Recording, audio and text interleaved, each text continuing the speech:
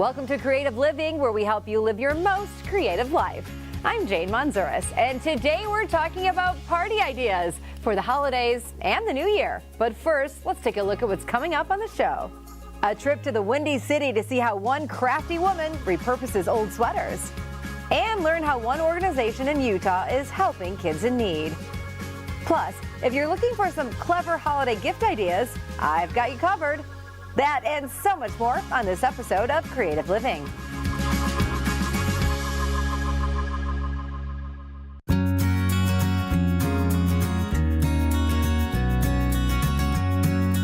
All right, I'm with Angel Fuchs from Yay Baby blog. Now on the blog, you focus on family, food, and fun. And we all love those things. Absolutely. You do a lot of entertaining, you do a lot of hosting, a lot of recipe preparation.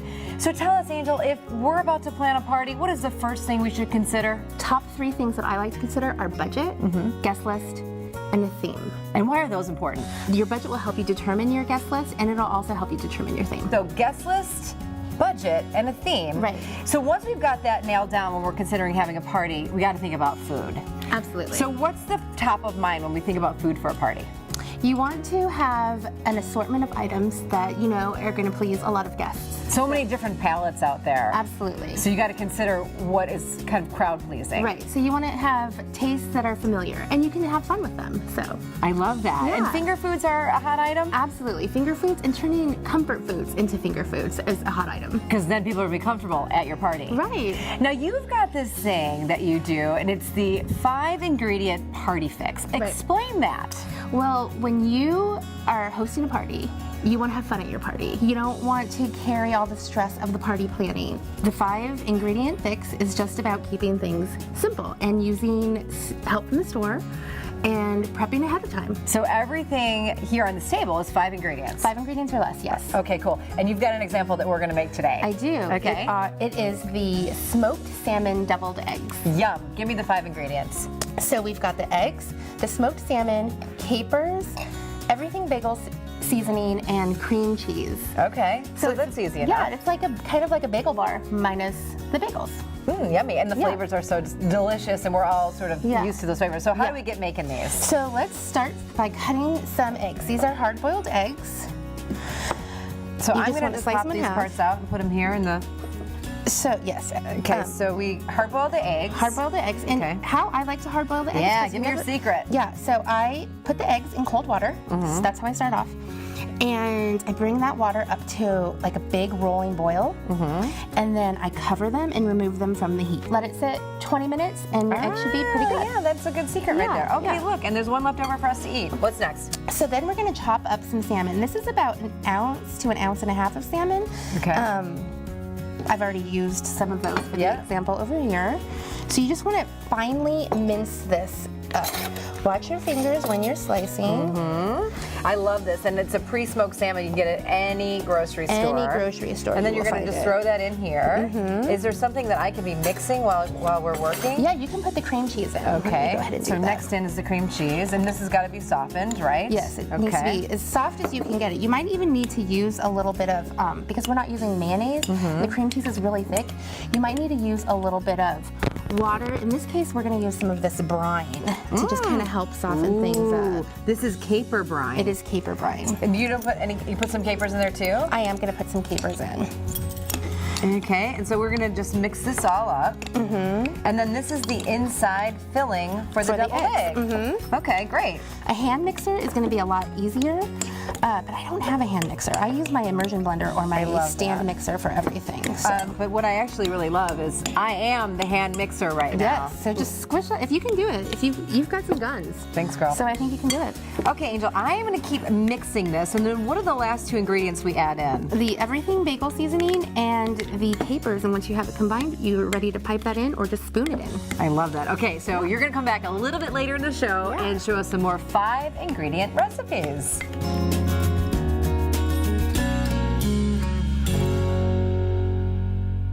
We all have that favorite comfy sweater that's getting a little old and we just can't seem to part with it, right? Well, I met a woman in Chicago who's giving those old sweaters a new life. This is Craft Room Crash, and I am outside DIYer Pam Weedman's house. Now, she's the owner of Etsy store Windy City Winter, and I hear she does some pretty amazing things with old sweaters. So let's go crash her craft room and find out what she's making today. Hi! Good to see you. You too. Okay, come on down. I'll show you what I've been doing. So this is the craft room.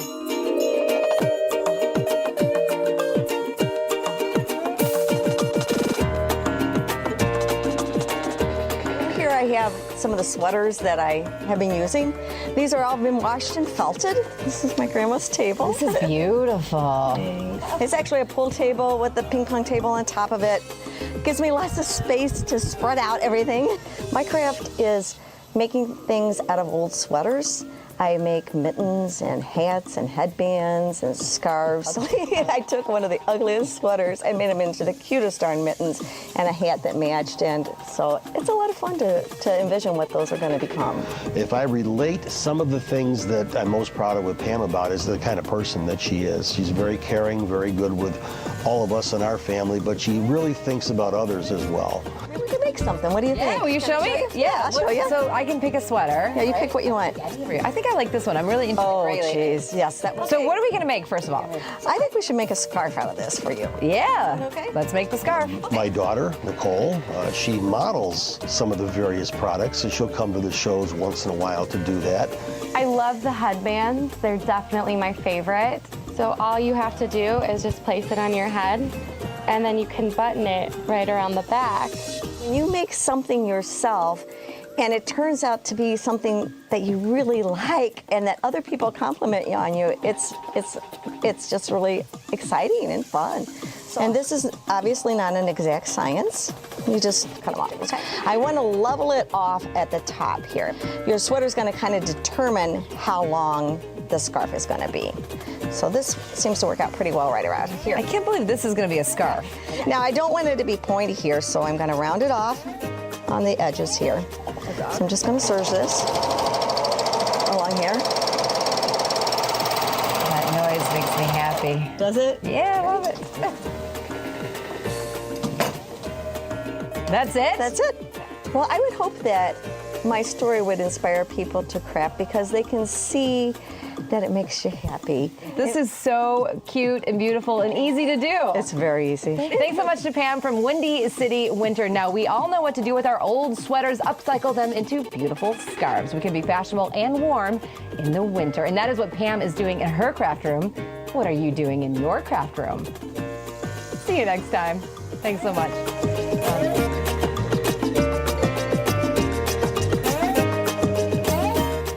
If you're throwing a holiday party, keep in mind you don't have to do it all yourself. A potluck dinner is the perfect way to have a wide variety of dishes, and you don't have to do all the work. Stick around, we've got a lot more coming up on Creative Living. Giving help to the most vulnerable with simple items they can call their own. And some clever DIY holiday gifts that will work for even the most hard to buy for.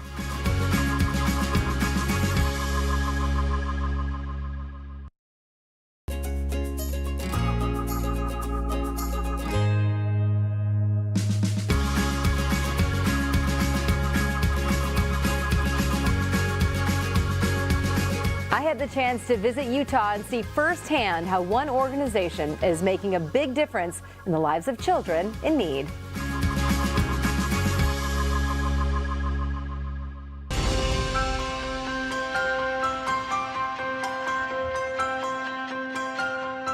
Foster children have always held a special place in the heart of Ted Chalfant.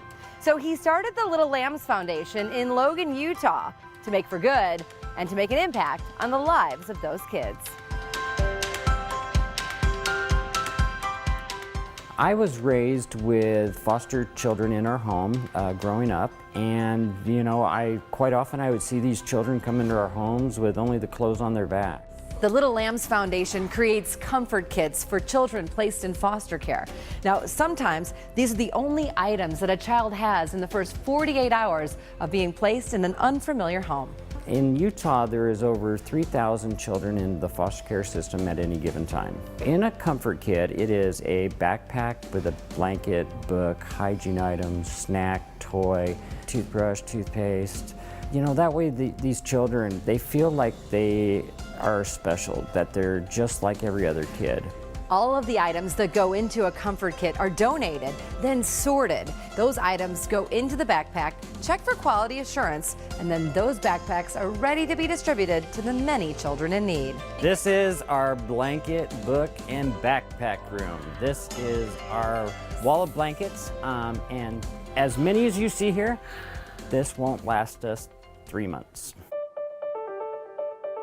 We have some volunteers that make beautiful blankets. We have volunteers that stuff plush animals. I just feel really good to know that I could help someone in need. That's the main thing, is just showing them that I care and that I love them. It brings a lot of joy into my life. You know, we all living here are so blessed, but yet right among us are those that are struggling for whatever reason it is. So knowing that, you know, we're just doing our little tiny part in this little tiny part of the world is a great feeling.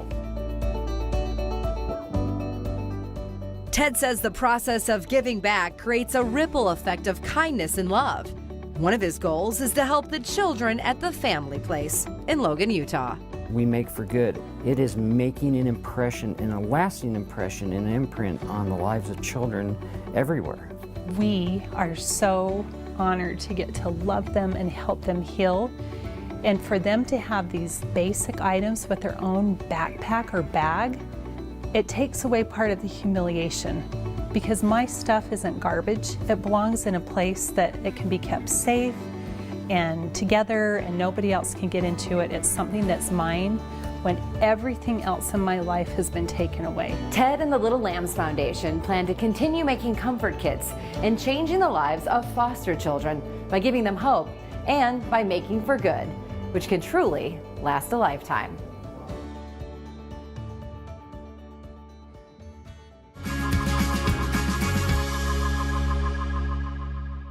Tis the season to get inspired. There are so many DIY ideas when it comes to the holidays. It's like a gift for your creativity. So from repurposed glam to upcrafted sporty and everything in between, here's a few ideas to get you started. Did your ugly Christmas sweater get a lot of laughs last year? Well, let's have some more fun this year and turn it into a festive pillow cover. All you do is cut the sweater into a square that fits a pillow form, stitch up 3 sides, and if you can't sew, ask your neighbor next door who has a sewing machine to do it, or the seamstress down the street, or you can even use safety pins. Just slip it over your pillow, and it's the perfect addition to your holiday home decor. Now, does Dad have a few extra ties laying around? Let's give them a new life and create a Christmas table runner. All you need are red and green ties. You sew them together lengthwise, and there you have it, a table runner like no other. And your wine glasses can't be left undressed. So create these cute wine glass slippers out of your favorite Christmas fabric. These are also really great because now everyone knows which glass belongs to them. We know the holidays are for gift giving, party going, and cookie eating. So if you have a ton of places to go this season, don't show up empty-handed. Bring a smart hostess gift with a touch of DIY, and you'll definitely be invited back.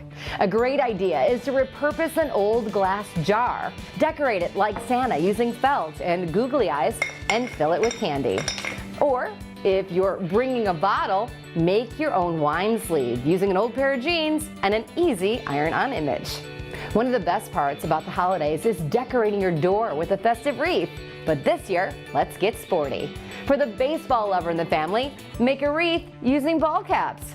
You don't even have to cut the caps, just pin them on a foam circle. And the best part, if your team goes on a run, the ball caps can still be worn. Now, book folding is very on trend right now, so a quick and easy home decor project. Just fold a book into a Christmas tree shape. Add a repurposed candlestick for the base, a doorknob for the top, and a few buttons as ornaments. It's the perfect tabletop Christmas tree. When it comes to decorating, you can personalize your tree with easy-to-make CD ornaments. CDs are so 10 years ago. But don't throw them away. Cover them with felt and a photo, add on some embellishments, and it's ready for the tree. And finally, if you like a little bling with your holiday fling, repurpose those old brooches into a velvet Christmas tree wall hanging. It'll look like you spent millions on it, but you and I know you made it yourself. There you have it, your Christmas DIY inspiration. Just remember, have fun with your imagination, get creative with your design, and create something special this holiday season. Coming up on Creative Living, 5 is the magic number.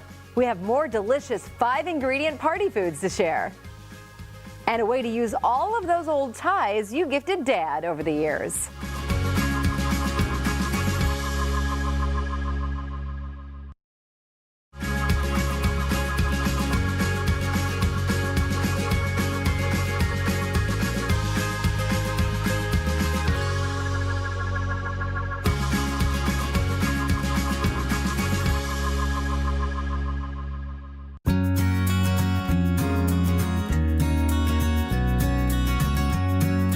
We are back with Angel Fuchs from Yay Baby blog talking about 5-ingredient party foods. And Angel, we finished our deviled eggs. We sure did. We just piped those into the egg whites. And to me, the key ingredient there was the cream cheese.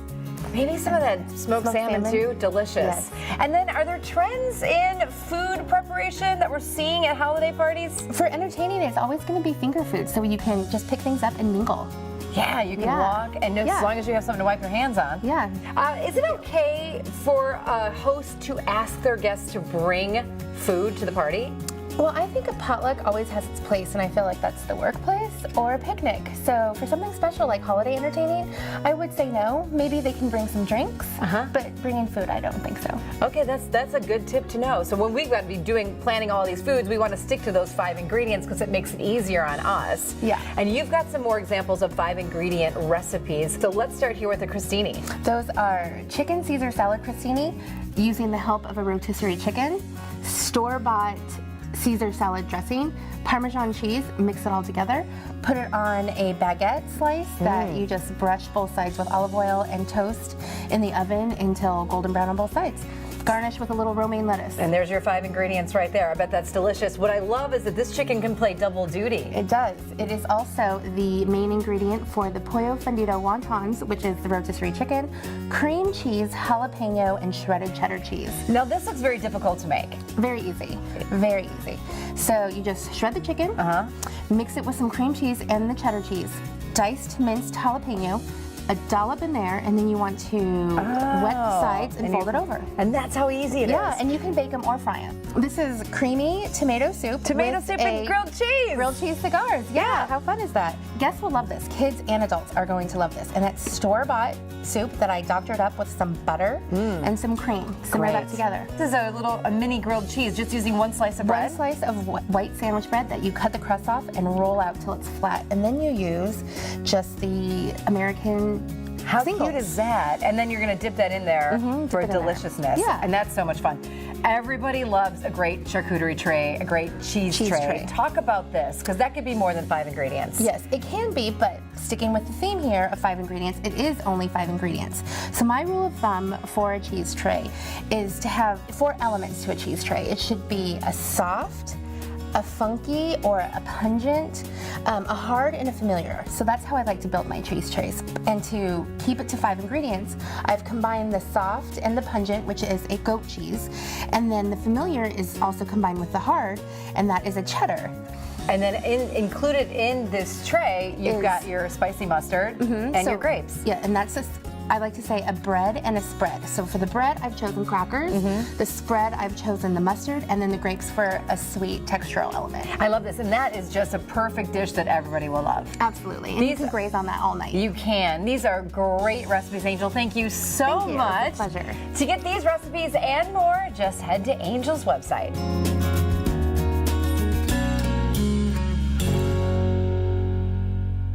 Stick around. A way to reuse those ugly holiday ties coming up.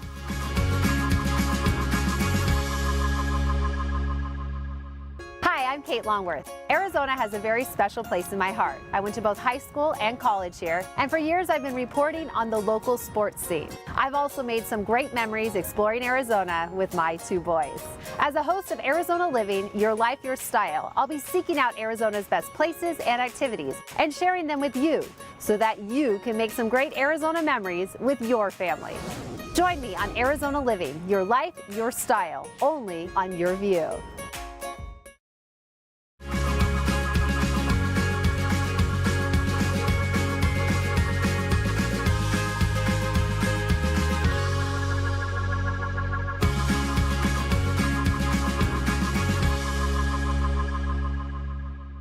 Does dear old dad have a few extra neckties laying around? Well, give them a new way to collect spilled gravy and make a holiday necktie table runner. Let's get started.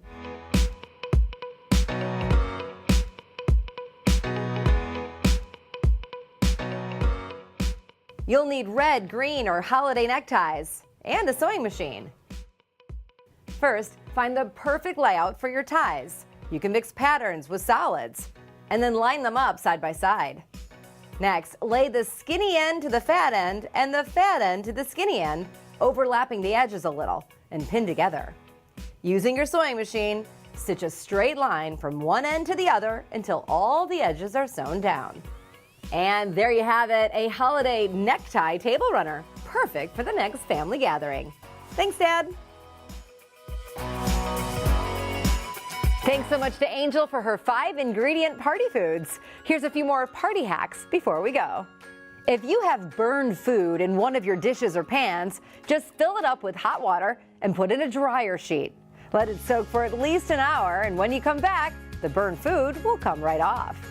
Red wine mishaps can be frustrating, but if you have a spill on your carpet or tablecloth, just sprinkle on some salt and let it absorb. It will soak up the stain in no time. If you're looking for a simple holiday decor, fill a mason jar with a ½ cup of fresh cranberries. Add water nearly to the top and place a tea light candle on top. Makes an impressive and inexpensive centerpiece. And a big holiday party calls for hot cocoa. Make a large batch in the crock pot and it will stay warm for hours. Thanks so much for joining us here on Creative Living. I'm Jane Manzuris, and I'll see you next time.